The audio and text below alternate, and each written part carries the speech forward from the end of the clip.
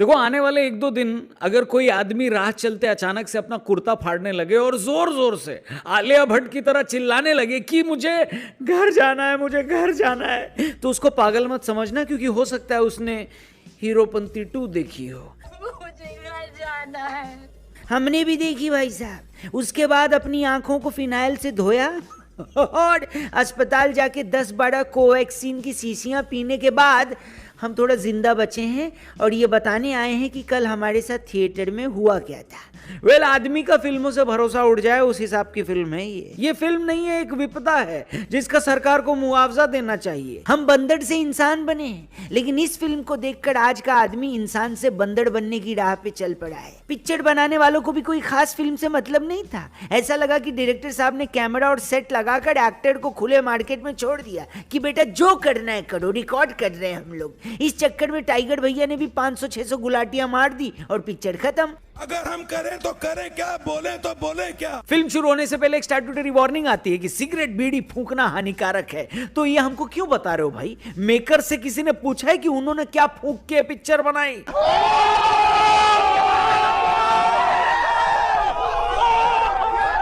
अच्छा होता अक्षय कुमार नंदू से पहले मेकर से ये बात बोलते कि हीरोगिरी फूफू करने में नहीं है, बल्कि ऐसी फिल्में ना बनाने में है। और मैं तो पूछता हूँ, जरा एक बात बताओ, फिल्म बनाते टाइम क्या आसपास का क्रू ये नहीं देख रहा था कि ये क्या बन रहा है? कोई तो आवाज उठाया होता कि साहब शूटिंग बंद कर दो, 2-4 पाप कम ही कर लो, लेकिन ना, किसी ने आवाज नहीं उठाई। कहानी, एग्जीक्यूशन, डायरेक्शन जैसे बगल वाली सीट में बैठी खैनी रगड़ रही थी। बनाने वालों का जो मन किया उन्होंने वैसा ही बना दिया। इसके दूसरे ट्रेलर रिलीज के बाद मुझे ऐसा लगा था कि इसमें कुछ माल तो होगा, लेकिन लगता है सारा माल बनाने वाले ही फूंक गए हैं। निकालो, निकालो मुझे वहां से, निकाल। मैं तो कहता हूं जितनी मेहनत इसके दूसरे ट्रेलर को काटने में की गई थी, उसकी आधी मेहनत भी फिल्म बनाने में और लिखने में की गई होती तो आज पब्लिक अंगार भरे थिएटर से बाहर नहीं निकल रही होती। फिल्म के कुछ सीन्स देखने के बाद तो मेरा ये हाल हो गया था। ऐसा लग रहा था कि यार थिएटर में केवड़ा ठाकुर आके जहर की खीर ही दे दे, आराम से खा के मर तो सकते हम लोग। कहानी का कोई सिर पैर नहीं। नवाजुद्दीन एक ऐसे गुंडे हैं जो साइबर क्राइम से देश के बैंक को लूटना चाहते हैं। पूरी पिक्चर में यही चीज मुझे लॉजिकल लगी। क्यों बउआ? क्योंकि पैसे हमारे लूटे हैं भाई साहब। दूसरी तरफ बबलू, वो क्या कर रहे हैं बताने की जरूरत नहीं। कहानी ट्रेलर से 1 इंच इधर उधर नहीं भागती है। तारा सुतारिया से रिटर्न में सॉरी लेना चाहिए, क्योंकि उन्होंने जो किया है ना, इसकी पूरी जिम्मेदारी उनको खुद लेना चाहिए। कई सारे ऐसे सीन्स हैं कि फैमिली ऑडियंस देख नहीं सकती। मतलब ना मास है ना क्लास। मैं 4 नारियल फोड़ के और दिया जला के इसके मेकर्स की आरती उतारना चाहता हूं, जिन्होंने AR रहमान से भी ऐसा काम करवा लिया। ओहो। और फिल्म के डायलॉग्स की क्या ही बात करूं भाई साहब। एक डायलॉग है MCBC। क्या बोल रहा है? नहीं, पूरा तो सुनिए। MCBC मतलब मैं चली बाय क्यूटी।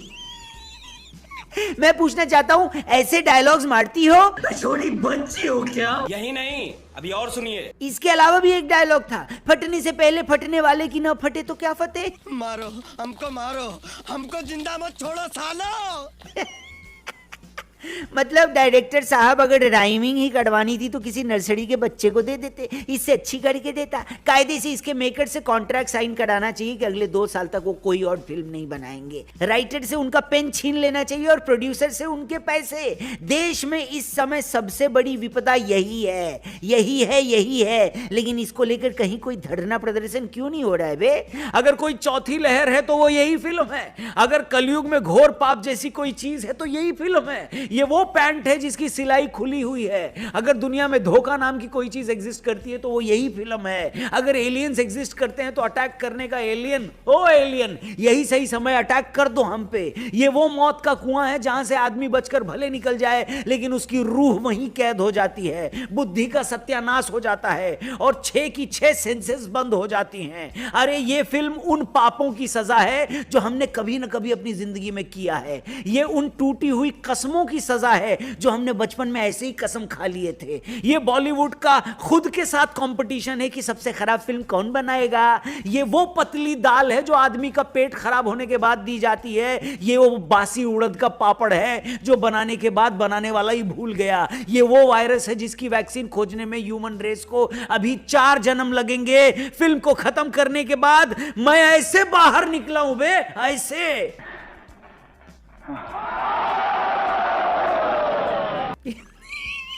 एंड में बस यही कहना चाहूंगा फिर से कि महाभारत के टाइम अगर ये पिक्चर रिलीज हुई होती तो सबसे ज्यादा खुश धृतराष्ट्र होता। क्यों बउआ? अरे क्योंकि उसे देखनी नहीं पड़ती भाई साहब। शोले के टाइम में पिक्चर रिलीज हुई होती तो ठाकुर टिकट कटवाने वाले के हाथ अपने जैसे कर देता। अरे आपको सर में हार्ट अटैक हो सकता है और हार्ट में पाइल्स हो सकता है। सावधान सावधान सावधान। मैंने लार्ज पॉपकॉर्न का डब्बा लिया था। अरे इसका क्या मतलब है? पूरा तो सुनो। लार्ज पॉपकॉर्न का डब्बा लिया था और उसमें टोटल 3743 पॉपकॉर्न्स होते हैं। ये पिक्चर देखते हुए मैंने काउंट भी कर लिया। फिर भी मुझे ये काउंटिंग, जी हाँ पॉपकॉर्न की काउंटिंग, पिक्चर से ज्यादा इंटरेस्टिंग लगी। अब आप समझ लो क्या बनाया है बे। खैर तुम लोगों के लिए देखने गया था और झेल कर ही वापस आया हूं। मेरे लिए कम से मैंने लिया था, लेकिन थैंक यू वेरी मच। ये वीडियो अगर आपको पसंद आई हो, डेफिनेटली पिक्चर से तो अच्छी ही लगी होगी।